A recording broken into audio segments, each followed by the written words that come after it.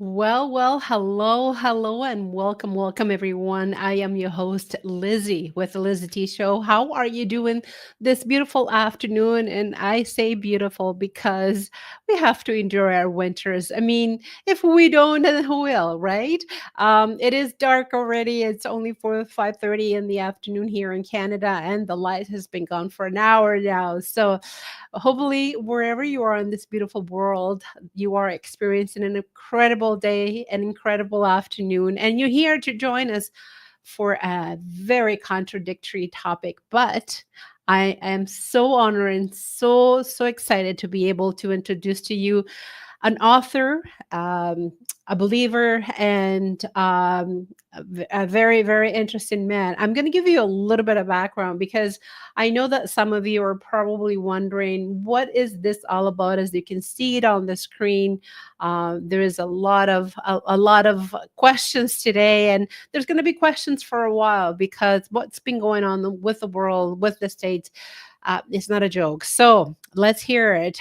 Tony Aguilar is a host and a podcaster of the Aguilar Conversation. He is a global perspective broadcaster with the feature of interviewing guests of international affairs. So he is a fellow podcaster.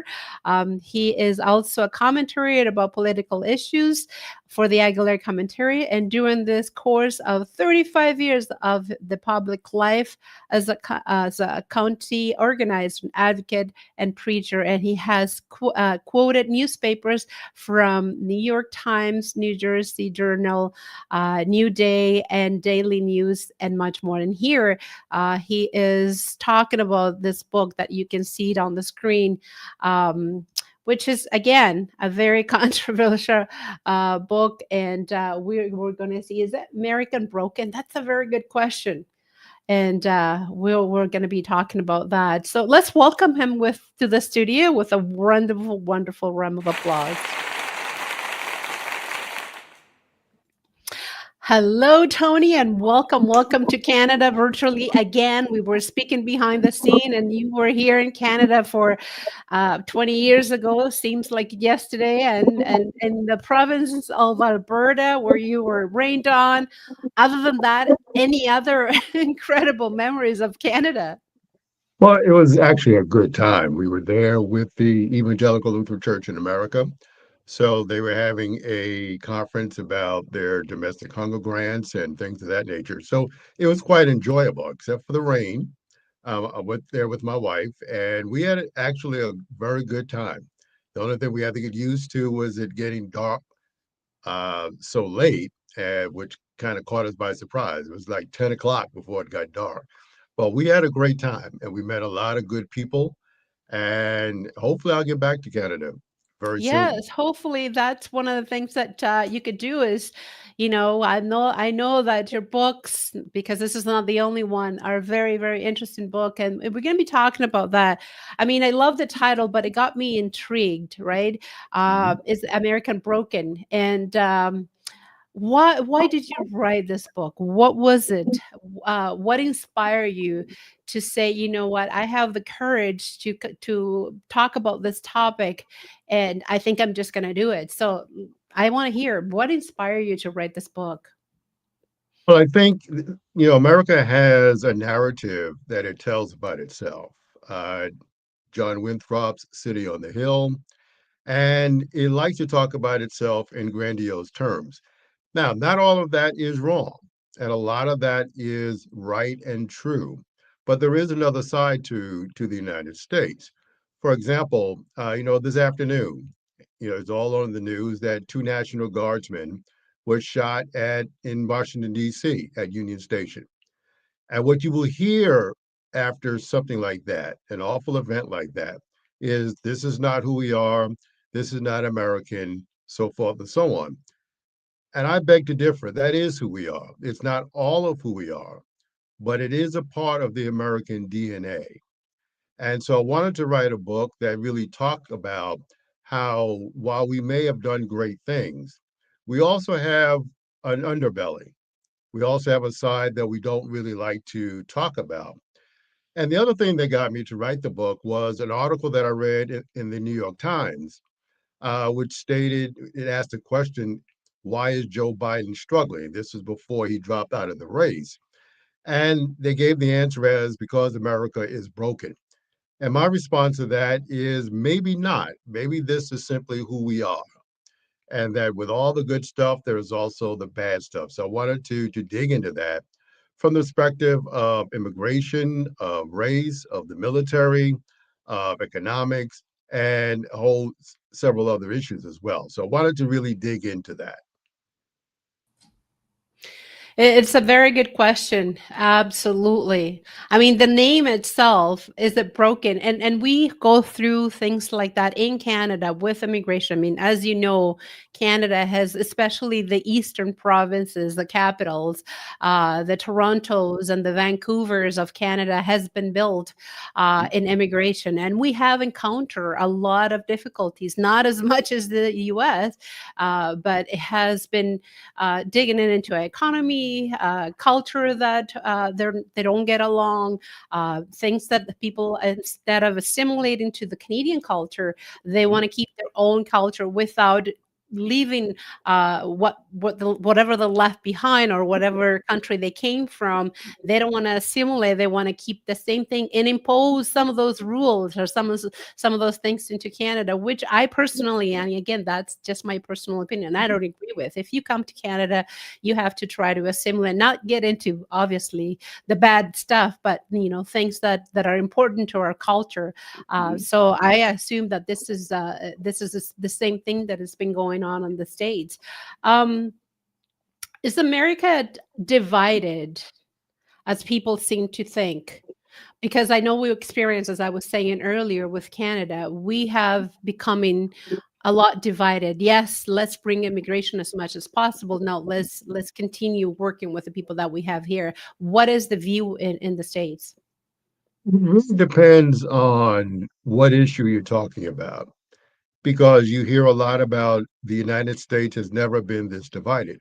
Well, we had the Civil War, and we were quite divided during that time. We were also divided during World War One and also World War Two, up until the time we entered World War Two. So there have been times that America has been as divided as it is now.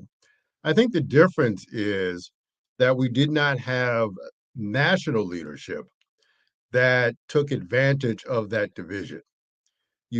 While you did have presidents who try to take advantage of the differences, it didn't go to the extent that it is now. And I think that's one of the problems, plus social media and all of that, where, ever since CNN became 24/7, you have this breakdown of media where now media has to get its own audience and you have to appeal to an audience. There was a time when, the nightly news was only 15 minutes long in the United Yeah. States. And then it became, as I said, CNN became 24/7. And I write about this in the book. And so everyone has to go after their own audience. And so you have this segmentation. And so now everyone seeks their opinion and who's the source of their opinion. And that's been a problem. So that as that, we have disinformation going on, and Yes. so people don't believe anything. A lot of people don't believe anything. And so the question is, can you get back to a time when you at least could agree on what the facts are, as opposed to if it's not what I think, then it's wrong. And I think that's been a problem for the United States as well. Now, the pendulum will swing, and I believe that.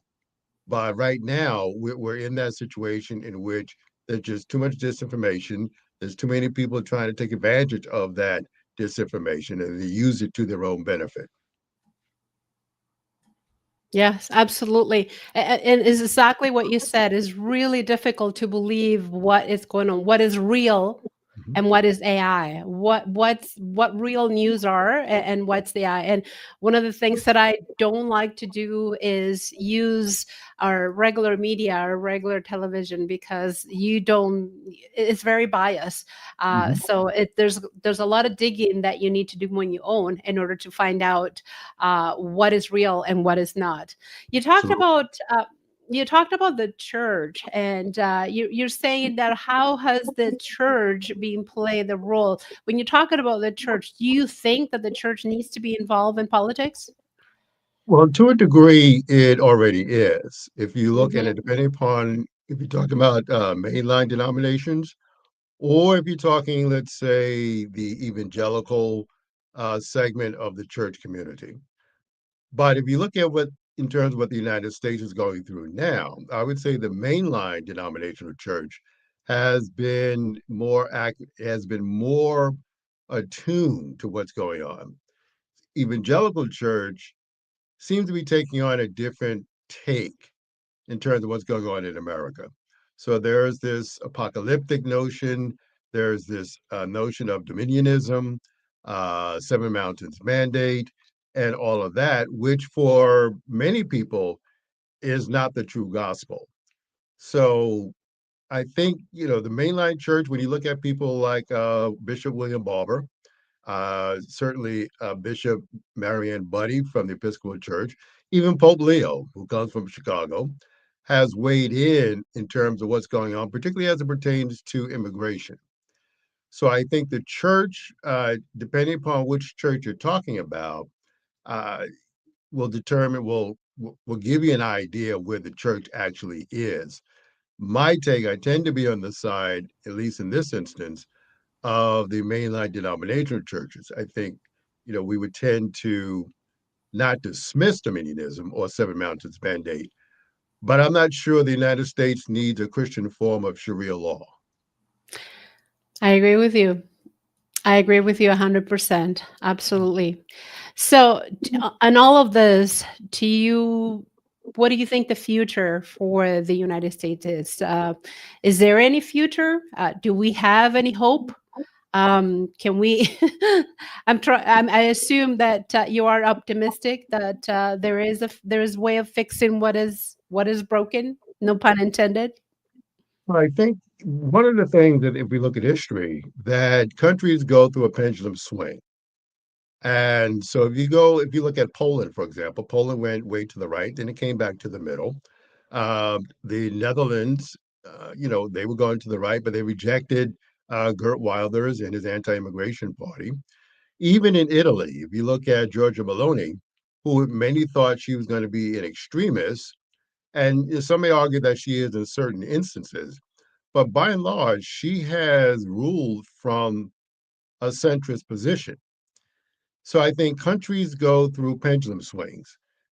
Even, you take London, for example, England, for example, they were conservative for a long time, and now that they've swung back towards Labor, they may swing back towards the Tories again. We'll see how that's going to go. So it's always a pendulum swing. Now, what I do worry about are nations such as Hungary, Turkey, where they have gone authoritarian and they have not swung back. And so there is a danger of that. And I think we do need to wrestle with that because, for example, one of JD Vance's, the Vice President of the United States, one of his advisors or close contacts is Curtis Yarvin. And Curtis Yarvin believes that democracy has failed and that he is in favor of a dictatorship. Now, the problem I have with that is that he has the ear of the vice president, who may be the nominee for the Republican Party in 2028. So I'm cautiously hopeful. I'm not going to say I'm optimistic. I think that's too rosy a term, but I am hopeful that we will see a pendulum swing. And I do think I think Canada hopes that we will go through a pendulum swing as well. Yes, I'm hopeful as well. I don't want to forget, Tony, that for people that wants to get your book, because I mean, this is a very interesting topic. It's very a topic that you hit it right on the nail and needs to be taught and needs to be people need to be educated. They need to go to the right sources and find out for their own. So where can people get your book? You can get it in paperback through Amazon, and if they want to get it online, they can go to Barnes and Noble. Beautiful, beautiful.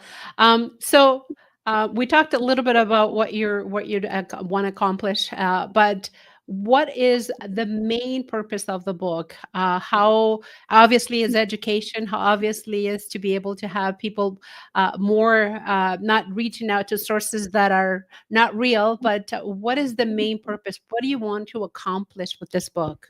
What do you want the audience to get out of this? My hope is that the audience or the listening audience would get more involved in the civic culture of the nation. If you go back to 2024, about 14, 15 million people stayed home from the polls. And a lot of that is due to the belief that nothing ever changes, voting doesn't matter, so forth and so on down the line. But I do like to remind people that if you go back to 2016, when people also stayed home, well, you gave the incoming administration an opportunity to appoint three Supreme Court justices. And so Amy Coney Barrett, Brett Kavanaugh, and Neil Gorsuch come in, and they essentially join with John Roberts and some of the other conservative Supreme Court judge, and they overturn Roe v. Wade. Now, some people would agree with that, some people would not, but it goes to show that the vote does matter. And then you had a situation in which the Supreme Court has basically gutted the Civil Rights Act the Voting Rights Act of 1965. And so they are now going to entertain hearing another case, Louisiana Calais, which would obliterate Section 2 of the Voting Rights Act. So voting does make a difference. So I hope it lets people know that being involved is important. Change may not come quick. It took 9 years to really, go from, what Rosa Parks did during the civil rights movement to a complete victory to get the voting rights bill. So it is important for people to be involved because to not be involved would suggest that you're going to let other people control what you do. Now, the other side of that is we're not the only ones in the room. And the Constitution of the United States does not guarantee a specific outcome. It only guarantees a particular process, but you have to be in the process in order to affect the process.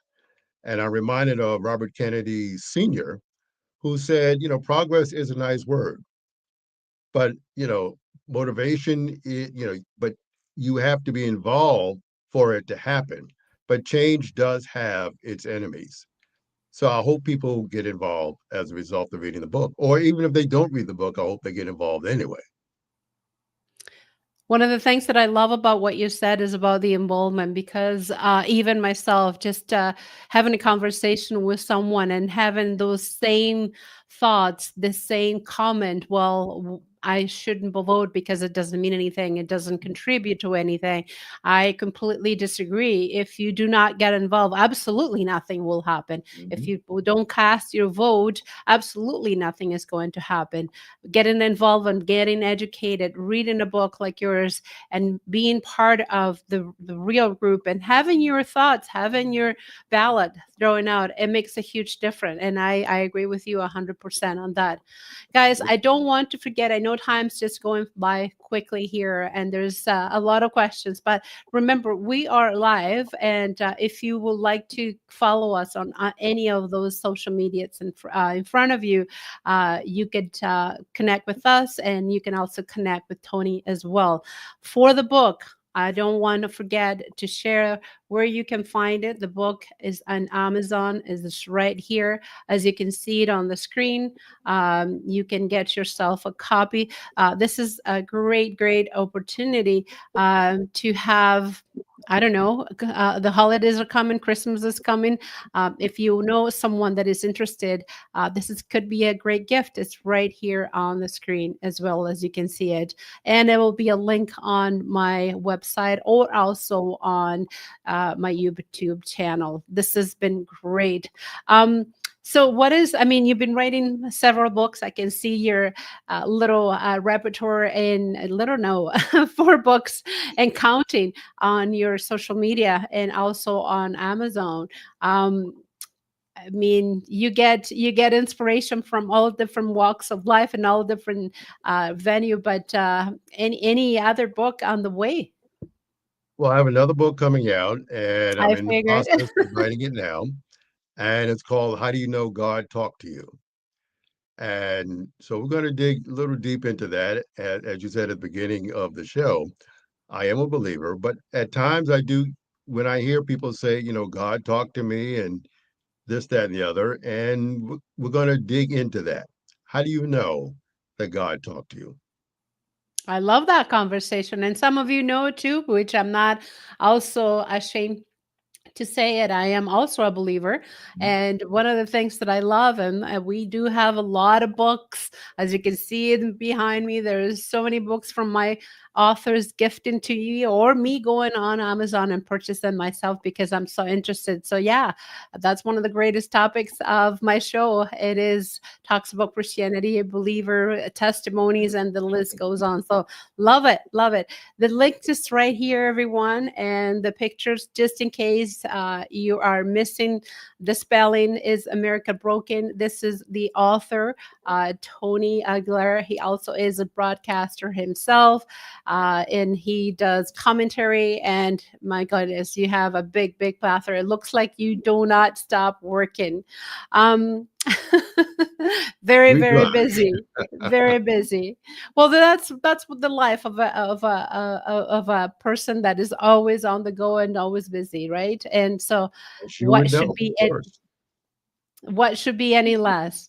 Um, one thing that I would like to leave with you, and I always ask this question to all of my guests, is um, for somebody who's looking at you and saying, "Well, brother Tony has 4 books. Has been writing for a while.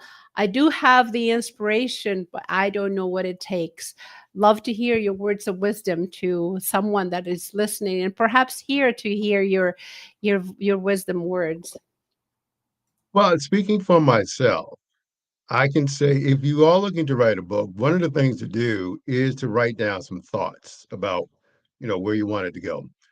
The other side of it is not to be afraid to change your mind if the situation warrants it upon your research, about a situation or about a person.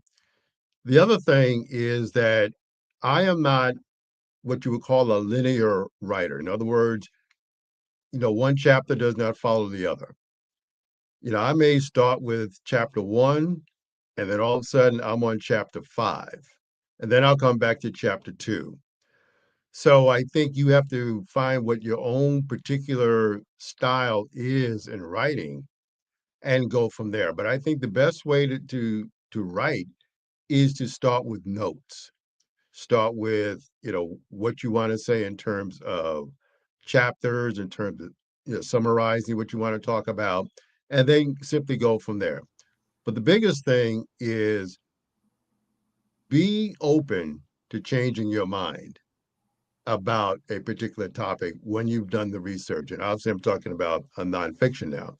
So, because sometimes you may find you may have a particular view, and upon doing research, you may totally shift your view, and that's okay. And the other way is don't think you have to write like somebody else. Somebody may be a linear writer, which I am not. You may be a nonlinear writer, which I am. And so you have to find your own style and which will be much more successful than trying to copy somebody else. I've heard many comments and many words of wisdom, and I love yours because the fact, and I've heard take notes, do journaling, all that good stuff. But one of the things that I love about what you said is even if you would like to change your mind on what you're starting on, that thing is grandiose, because that's really how I am. All of a sudden, I'm on the middle of it, and I realize, no, this is not what I wanted to do. I'm changing my mind, going in a different route, and it works. And there's no shame on that. I love their words of wisdom. I love that advice, because somebody is starting a journaling, starting taking notes, starting doing something, and all of a sudden you're in the middle of it, and this is not what you thought it would be, and all of a sudden it's a completely different book. But that's the book that you need to write. Love it. I love it. Everyone, we're here right now we still have a couple of minutes with Tony, and he is the author of this incredible book, as you can see it on the screen right now. It's American Broken. I think that the holidays is coming, Christmas is coming, and this is a great gift. Get involved by buying the book, get involved by studying, doing some research, get involved by doing all the things that you need. And you can go back and saying, well, I didn't do my research. Don't just talk about nonsense if you haven't studied, if you haven't given your self a chance to do the research. And this is a great book to give you the research that you need to get involved. Any last word, Tony? Yes, I think in terms of, change is inevitable. Things are going to change, but change does not always go the way you want it to go.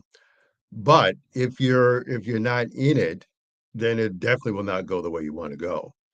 And I think one of the things I pointed in the book, we are constantly at 60% of the voting public showing up at the polls. And we should never be proud of that fact. And we should be a country that is up in the 90% percentile in terms of participation, particularly when it comes to national elections. So what I would say to folk is, I understand people are busy. I understand that things don't always work out the way you want to, but you need to be involved because there's too many people that came before you that shed blood, sweat, and tears that we need to honor.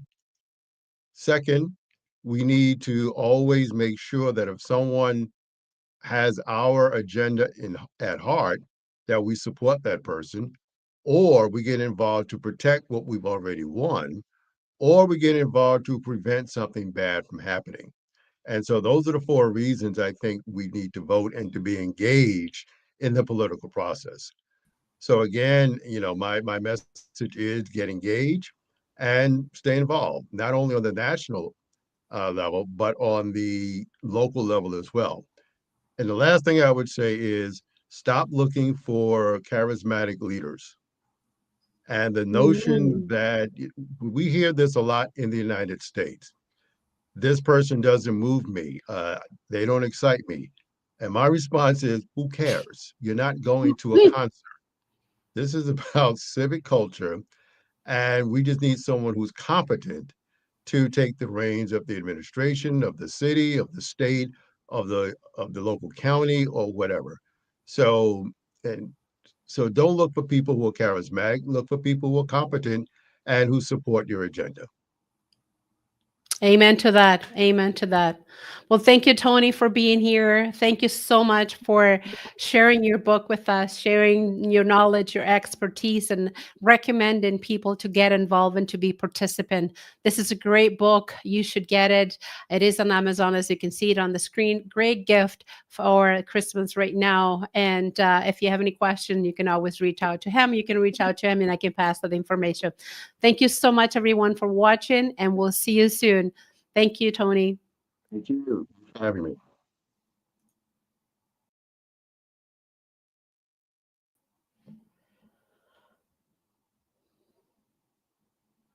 Okay. Okay, give me 1 second, Tony. Are you still there? Mhm. Yes, I am. Okay, great.